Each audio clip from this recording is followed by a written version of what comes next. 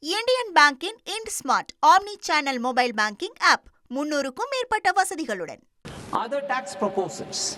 Change in taxation of buyback was brought in to address the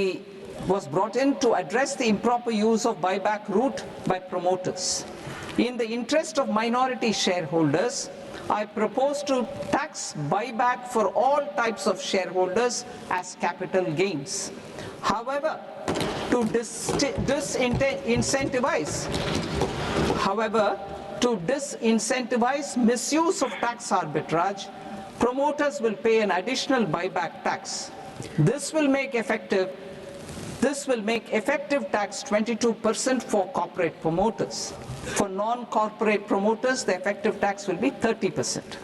TCS rate for sellers of specific goods, namely alcoholic liquor, scrap and minerals, will be rationalized to 2%, and that on tendu leaves will be reduced from 5% to 2%.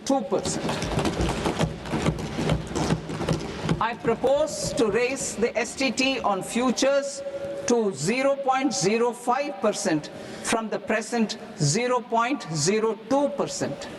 STT on options premium and exercise of options are both proposed to be raised to 0.15% from the present rate of 0.1% and 0.125% respectively. We reformed the taxation landscape for corporates in 2019 by providing them a simplified regime with lower tax rate so that they could productively focus on business rather than on claim of deductions and exemptions. To encourage companies to shift to the new regime, set off of brought forward MAT credit, minimum alternate tax credit, is proposed to be allowed to companies only in the new regime.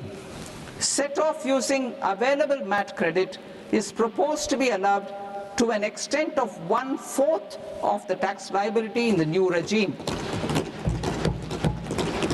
MAT is proposed to be made final tax, so there will be no further credit accumulation from 1st April 2026. In line with this change, the rate of final tax is being reduced to 14% from the current MAT rate of 15%.